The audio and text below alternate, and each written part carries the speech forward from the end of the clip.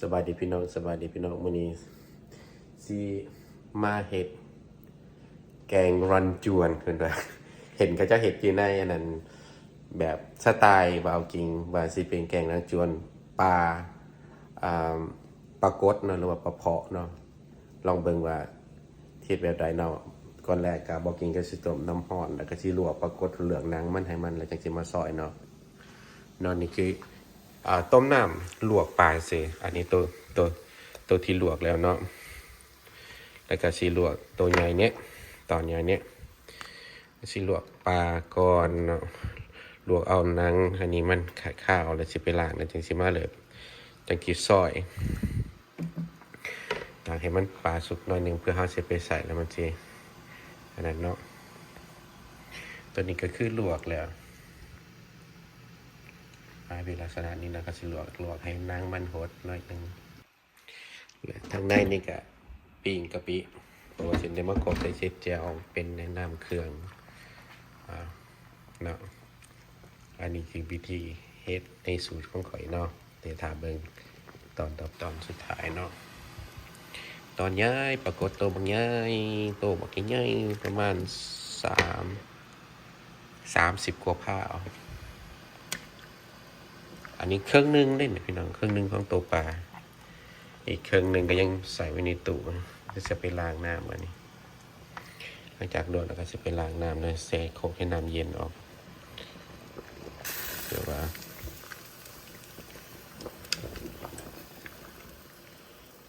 นี่คือพิธีข่อยเนาะข่อยเฮ็ดปรากฏข่อยสิหลวงบางคนว่าโอ้ปรากฏคือข้าวกับข้าวกับแมนปลามันเป็นปลานังมันกับข้าวมันของธรรมดาแต่ว่าเฮามีผู้จักวิธีเฮ็ดมันก็สิบ่ข้าวไปข่อยไปก้อนนั้นก็ไปแช่น้ำส้มไปน้ำวินิกาดนี่ก็คือหน้าตาหลังจากเฮาเอาไฟนั่นนี่นะพี่น้องพ่อแจงหลังจากที่ลวกแล้วเฮาก็เสียมาซอยเพราะว่าทั้งหนังมันเฮากับอันนั้นเนี่ยหนังสาน้ำปลามันสิบ่ขาวมันเนาะเอามาเบิ่งส่วนต่อไปนี่ก็คือต้มน้ำแล้วก็จะใส่ใบขี้หูขาต้มน้ำร้อนก็นึกที่ใส่อันนั้นวันนี้ส่วนผสมก็มีหลายดอกแต่จะให้พี่น้องเบิ่งมือว่านนี้ไปโบสถ์พี่น้องก็เอาของควรให้หมากใหม่เต็มตะกร้าหนึ่งแล้วก็มีหมากแพรนี่ก็คือหน้าตาและมามีกระดูกมันก็ใช้ใส่กันไปเนาะใส่ให้มันมีอรรถรสดี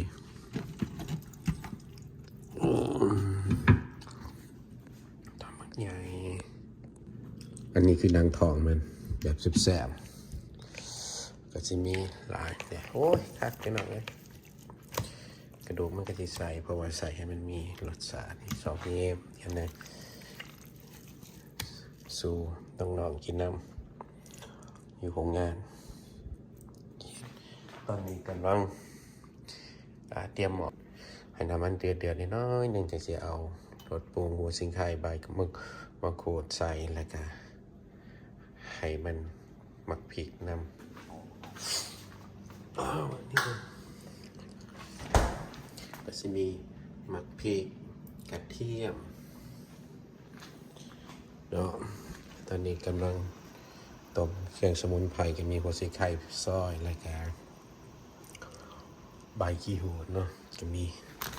มะพริกแล้วก็เชี่ยลงไปแล้วก็จะมีข่าสตำคายมันหอมเพราะมันตั้งสีได้หอม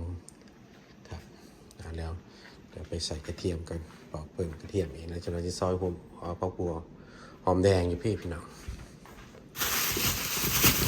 ใส่ซอยหลังจากนั้นโอเคถ่ายเป็นขั้นตอนแล้วครับก็จะมีที่ขาดไม่ได้ผักหอมบัวละพาเนี่ยตัดบัวละพานี่น้ำให้มันหอมมาใส่ลายพวกนี้ให้มัน ที่สุดจะบอกว่าให้ตักกินข้าวโอเคเบิ่งตันต่อไปพี่น้องกำลังจะแซ่บตำเทียมพริกอะไรก่อนแล้วจึงจะเอากะปิมาลงกะปิหั่นปิง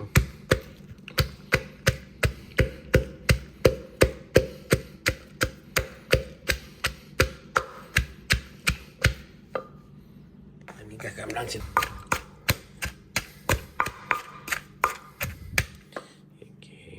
นี่คือกะปินี่นะไปปีกเอามาโขกใส่ครับหัวมัน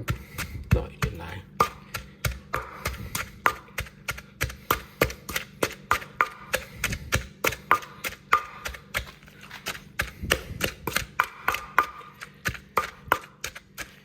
ใส่กินหน่อยมันจะได้มาหลังจากซอยแล้วพี่น้องนี่แหละคือสิเหตุเป็นแกงจนปรากฏมีน้ำแล้วเขาลวกแล้วมันก็โอเคทีนี้ห้ามเบิ่งว่าน้ำก็จะเดือดแล้วก็ยังทาอันนั้นกะปิเยอะกะปิน้อยหนึ่งปิ่งจากนั้นเนาะข้าวหมูมีมะแขกน้อยๆนะมะเขือพวงใส่มะเขือน้อยๆตามพอแห้งมันแบบน้อยๆขึ้นใส่แล้วน้ำก็เดือดแล้ว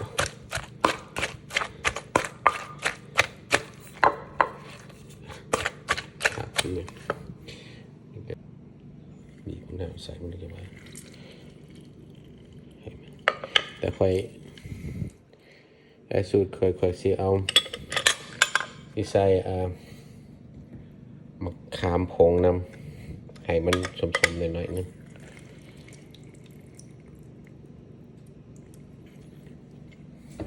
สิได้หน่วยหนึ่ง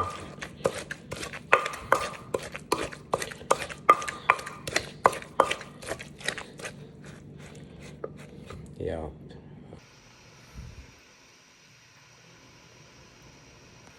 มาพี่น้องหลังจากลงฝนแล้วก็สิเอาปลาลงเนาะ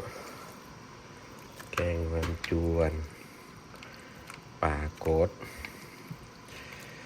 แซ่บ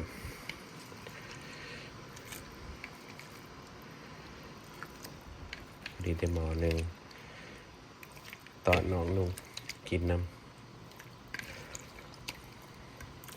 เดี๋ยวก็ซิโร่หมอ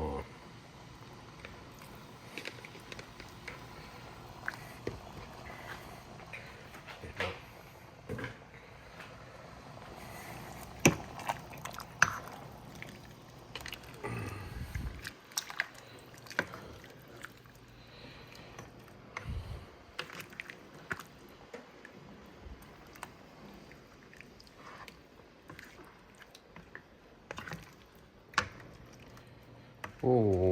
รสเข้มข้นดีเลยเนี่ยแล้วก็หอมบัวแดงให้มันหอมต้องใส่มือเนาะมันเป็นยังนี่ที่ว่าใส่มือก็คือให้หอมบัวมันแตกเนาะแต่ว่า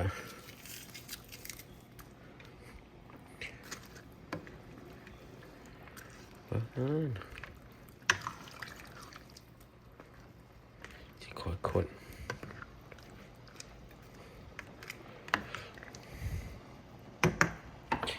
นี่แกงรันจวนปลาโกดพี่น้องเอ้ยมันสีเบิงงามเนาะอันนี้คือแกงรันจวนปลาโกดสูตรเปากิงแต่กะเบิงอยู่ในคลิปพี่น้องนั่นแหละก็เราจะอยากกินแต่ว่ามันก็แม่นอนมันก็หน้าตามคือสิส่งแซ่บอยู่ได้ในเฮ็ดกินเองเนี่ยปรากฏตัวใหญ่พี่น้องสีมันงามหลายเถอะ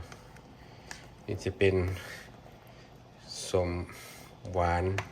เค็มเปรี้ยว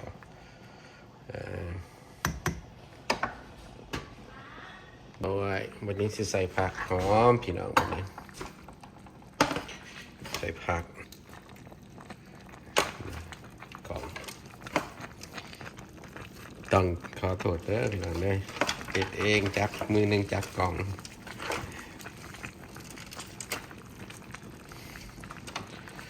มือหนึ่งจับกล่องว่าจังไรเจอกันแนวแต่เบ่งพักนี่จะเลื่อนขึ้นแล้ววันนี้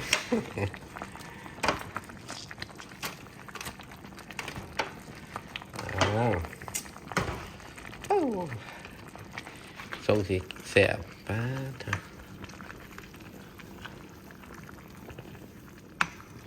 ยันแต่ปลานี่ได้เปื่อยนี่กระทาขึ้นมาแล้ว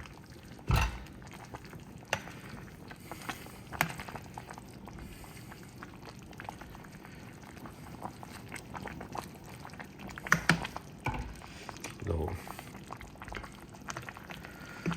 แม่งเด้อมันนี่ซีเบิ่งกันพี่น้อง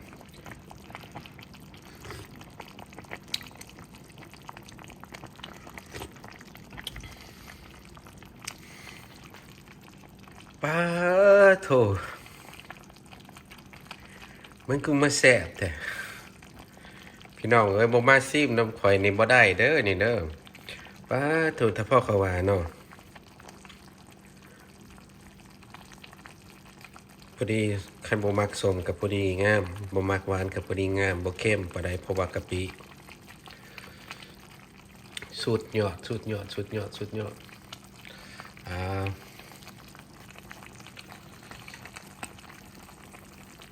เดี๋ยวสิตักแกงรันจวนปลากดแซ่บรสเข้มข้นพี่น้อง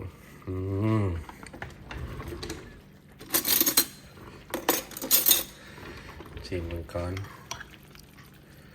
เนี่ยตอนปลานี่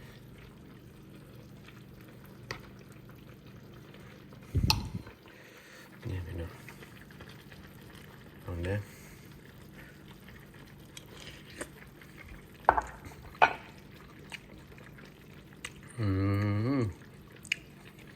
สุดยอดแซ่บแซ่บ